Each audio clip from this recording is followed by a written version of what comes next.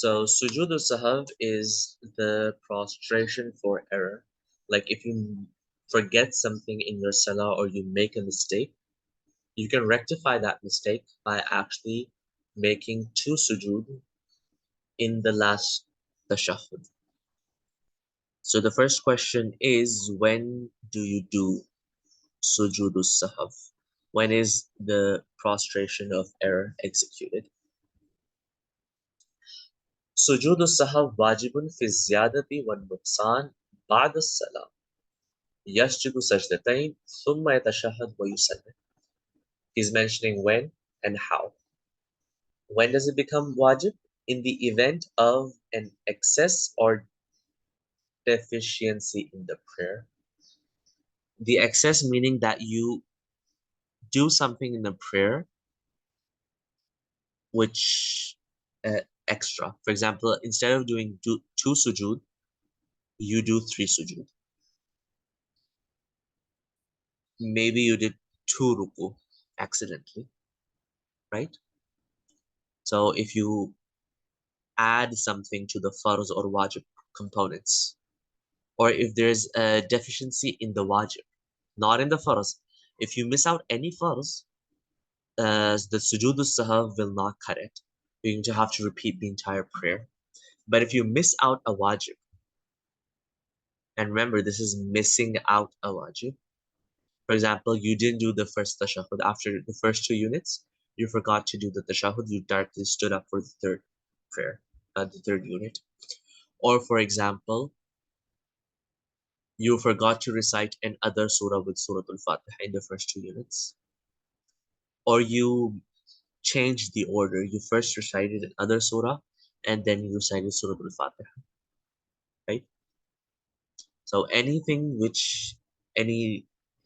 defects in the wajib, right? This will make sujood sahw necessary in order to rectify your salah. And remember, this is happening by mistake. If someone purposely leaves out a wajib, then sujood sahw will not be sufficient.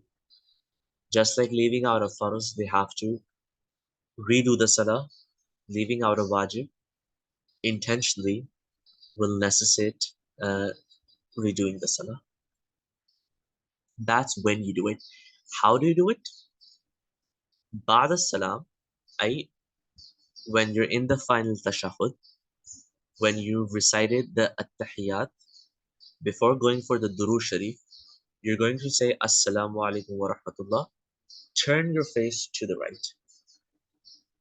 Yasjudu sajdatain, and then you're going to perform two sujood. And then after performing two sujood, you'll sit back up. You're going to re-say the tashahhud. You're going to again say at-tahiyyat. Then you're going to say durood sharif, any dua you want to make. And then you're going to say the salam. That's one way to perform sajdat sahw. The other way is for you to, when you're in the tashahhud, recite the tahiyyat, recite Surah Al-Fatiha, recite the dua, say both salam, Assalamu alaikum wa rahmatullah on the right and on the left. And then before standing up or doing anything else, make two sujood. This is also a valid and acceptable way of performing sajdat sahw. The first method is better and preferred, but if you forget and you realize only after you've done everything else, then the second method is also permissible.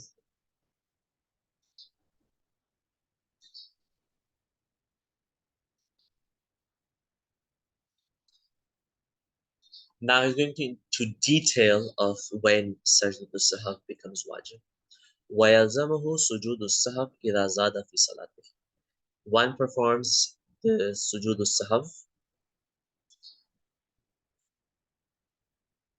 when they إِذَا زَادَ فِي صَلَاتِهِ فِعْلًا مِنْ جِنْسِهَا.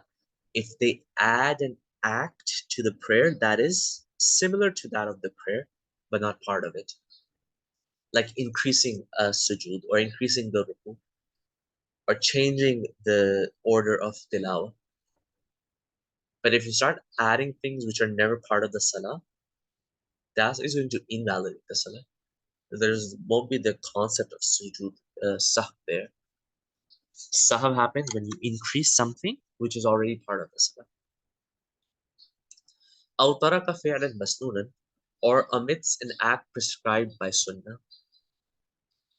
Not a sunnah act, but prescribed by sunnah, meaning a wajib act whose evidence has been derived from the sunnah.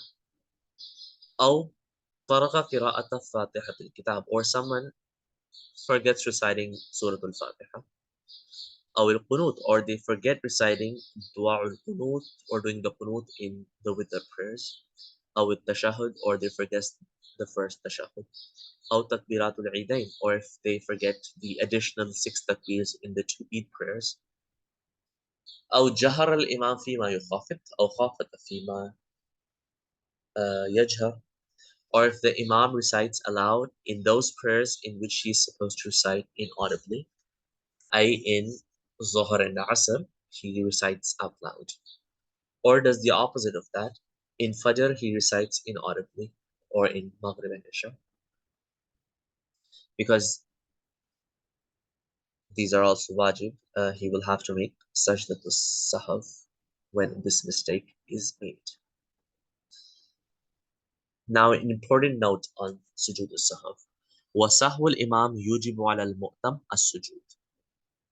The error of the imam obliges this sujood, this prostration, on the follower as well, even though he didn't make any mistake. But since his salah is tied to that of the imam, if the imam makes a mistake, the follower must follow. Right? فَإِنْ لَمْ يَسْجُدِ الْإِمَامِ, if the imam doesn't do this, لَمْ يَسْجُدِ الْمُؤْتَمِ, the mu'tam won't do it, the follower won't do it himself. Even in sajdat al-sahw, he's going to have to follow the imam. فَإِنْ سَهَى الْمُؤْتَمِ, but if it's the follower that made a mistake, لَمْ يَلْزَمِ الْإِمَامِ وَلَا الْمُؤْتَمِ السُّجُودِ, neither the follower nor the imam is going to do the sajdat al-sahw. Right? Neither the imam nor the follower will be doing sajdat al-sahw, because you're supposed to follow the imam, not the other way around. If the follower makes a mistake, it's okay. As long as the imam's salah is complete and valid, no harm will come to them.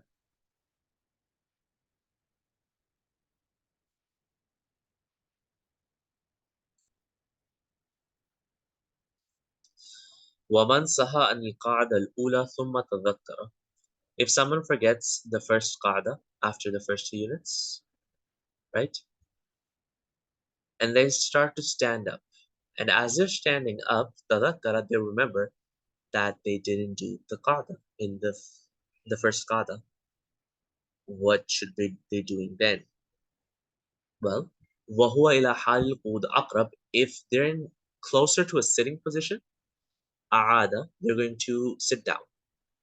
وَتَشَهَّدَ, and then they're going to say the tashahhud. وَإِنْ كَانَ إِلَى حَالِ الْقِيَامِ أَقْرَبْ, but if they're closer to a standing position, لَمْ يُعِدْ, then they're not going to sit down. And then after, at the end of the prayer, يَسْجُدُ لِلسَّهْوِ, they're going to make the sujood for forgetting. وَإِنْ سَهَى عَنِ الْقَعْدَةِ الْأَخِيرَةِ, someone forgets sitting in the last tashahhud after the 4 units, they forget sitting and they stand up for the 5th one, قَامَ إِلَى الْخَامِسَةِ. Now you know that the last sitting is not just wajib, it's farz. And what is the hukum of farz? That even if you miss it, sajdat al-sahw is not sufficient. You have to redo the prayer.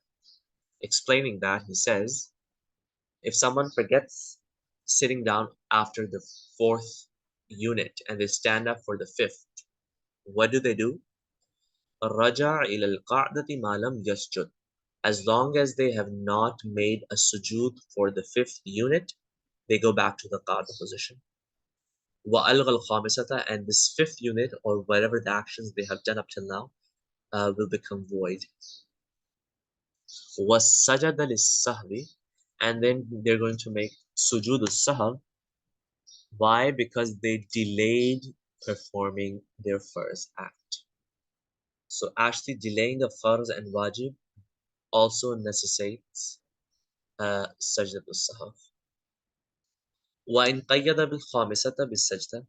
But if they missed the qada after the fourth unit, and they also make the sujood for the fifth unit, batala farzuhu, their first salah will become invalid because they missed a farz component. وَتَحَوَّلَتْ صَلَاتُهُ نَفْلًا, and the entire salah will become a nafil salah. Obviously, there's no 5 unit nafil, so what must they do? وَكَانَ عَلَيْهِ أَنْ يَضُمَّ إِلَيْهَا رَكْعَةً سَادِسَةً. Now he must pray another 6th unit as well in order to complete his nafil salah in even numbers. And then they're going to have to do the qaza, or if there's still time, then redo the farz prayer.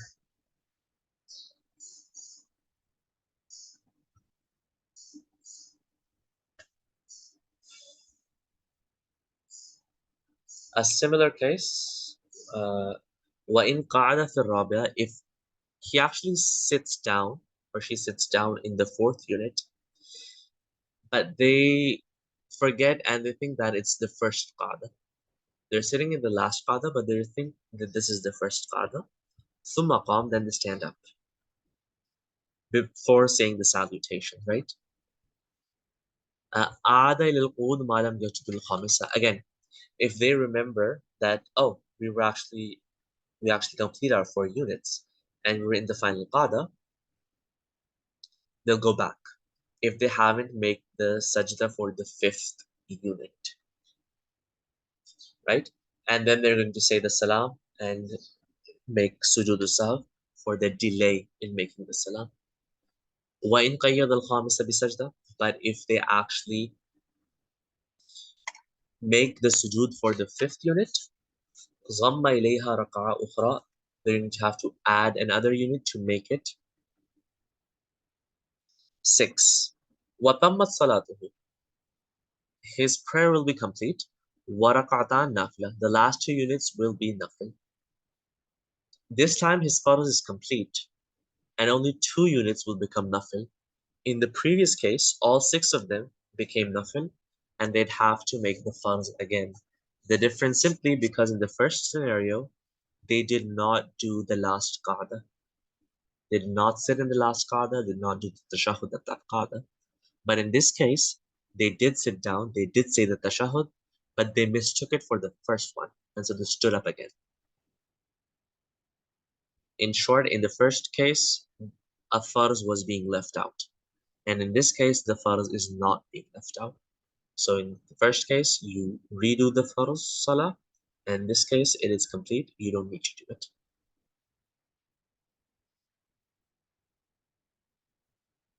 A last masala is talking about what if you're unsure? What if there's doubt? Is it my 3rd unit, my 4th unit, my first qada, my second qada? What should a person do in this case? وَمَنْ شَكَّ فِي صَلَاتِهِ. If someone has doubt about his prayers, فَلَمْ يَدْرِ أَثَلَاثًا صَلَّى أَرْبَعًا. They don't know if it's 3 units or 4. وَذَلِكَ أَوَّلُ مَا عَرَضَ لَهُ. And this is the first time that's happening. If it's the first time, then استأنف الصلاة. Then the safest thing to do is to begin your prayer all over again. But in kana ya'rizu lahu kathiran, if this happens a lot, then restarting your prayer again and again, this will be quite a hassle. So what should you do then? If this happens a lot, bana ala ghalibi dhannihi, then this will be on their person's predominant belief, their dominant assumption. If they think that the dominant assumption is that they prayed 3, then they add the 4th unit to it. If their dominant assumption is that they've prayed all 4, then just do the tashahhud and say the salam. Then that is in kana lahudan if they do have some sort of belief. But sometimes you're in the middle. You can't choose either side, whether it's 3 or 4. You're dumbfounded. You don't know the answer. In this case, what do? Bana ala yaqeen. You will build your salah on what is certain. When you have this doubt whether it was 3 units or 4 units, what is the thing that is certain? What is the thing that is certain whenever you have having doubts whether this is a 3 unit prayer or this is 3 units or 4 units? Three, that is what is certain. So your actual doubt is whether or not the fourth unit has been performed. You know you have performed 3 prayers, that is the yaqeen. The doubt is in the fourth, whether or not the fourth has been performed. So in the case you have no assumptions, you're in the middle, you're going to build your salah on what is certain, which is in this scenario the third rakah. Meaning you're going to have to add one more unit in order to complete your salah.